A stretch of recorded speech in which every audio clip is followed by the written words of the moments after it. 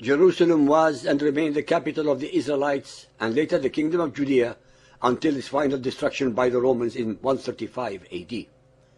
It is the one and only capital and spiritual center of the Israelites and the Jews for almost 1,000 years. Even during the centuries leading to the Arab conquest of the city, Jerusalem remained the singular and most persistent spiritual focus of the Jews and their hope to return from their exile to the land of their birth. I would like to point out to those followers of Muhammad who may be listening that the name of Jerusalem is mentioned 667 times in the Hebrew Bible, while there exists not a single mention of it in the whole of the Quran. The same Bible that the Quran uses as a witness to its own veracity and alleged divine origin. Also, while the followers of Muhammad keep repeating ad nauseum the mantra that it is their third holiest city, they deliberately, willfully, and with utter contempt to history, religion, and reality ignore the fact that it is the first, foremost, and only holy city for the Jews whose capital it has always been. They also deliberately and very conveniently disregard and overlook the fact that it was the Arabian hordes of followers of Muhammad who occupied the city and took it away from the Christian Byzantines when they conquered their land and subjugated its native peoples. The followers of Muhammad, the aggressors, have the gall and audacity to claim the city, which is holy to Jews and Christians, as holy to them also, just because Muhammad allegedly had a one-night stand there. We now arrive to the most glaring historical and theological deception in this myth that can possibly be imagined.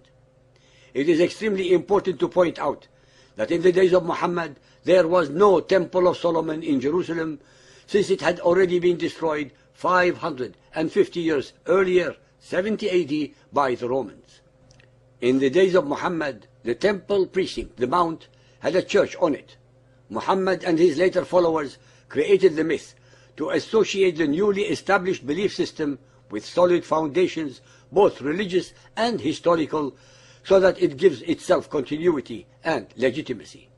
In the days of Muhammad, Jerusalem was called Elia, in deference to the name given to it after its destruction by Hadrian, who built the temple of Jupiter over the ruins of the Jewish second temple and renamed the city Ilia Capitolina.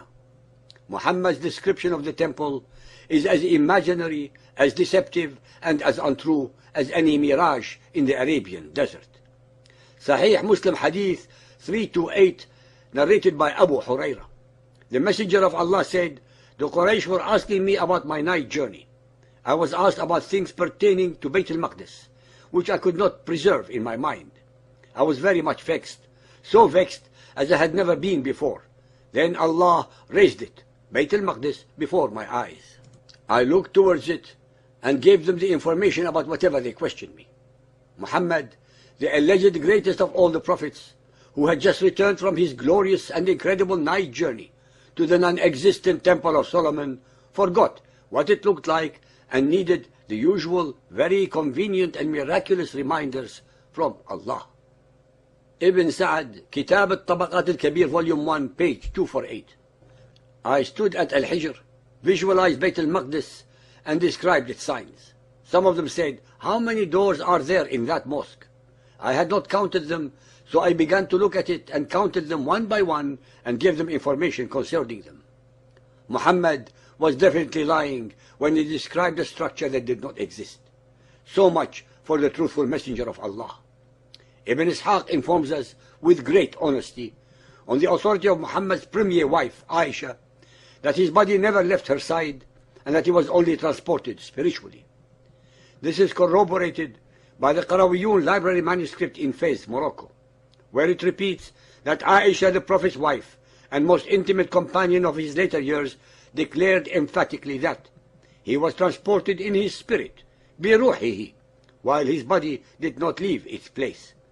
Further, the great Al-Hasan al-Basri, who belonged to the next generation, held uncompromisingly to the same view. In another version, section 267, page 184, it is Hind, Hani, daughter of Abu Talib, Muhammad's cousin and sister of Ali, that relates concerning the night journey. The apostle went on no night journey except while he was with me in the house. He slept that night in my house. He prayed the final night prayer and he slept, and we slept there. Whom should we believe? His companions who were not with him, or his wives and household females who slept with him? The modern followers of Muhammad, in their usual attempt to eradicate the histories of their conquered peoples, are now claiming, as well as asserting, that there never was a Temple of Solomon. One of those who spread this obscene lie was the unlamented Yasser Arafat. Dear listeners, I have mentioned on several occasions that it is by divine justice that the very hadiths that explain the Quran to the followers of Muhammad are the same that utterly destroy its alleged divine origins. The same is true about the followers of Muhammad who attempt to deform and contort history and reality to conform to their perverted agenda of delegitimizing and or dehumanizing the Christians and Jews and their links to Jerusalem. Let us assume for an instance that Yasser Arafat and others like-minded Mohammedans are correct, that there never was a Temple of Solomon. Then these unholy idiots and morons destroy the veracity of the very hadith that are the second most important legacy of Muhammad, since they contain his sunnah.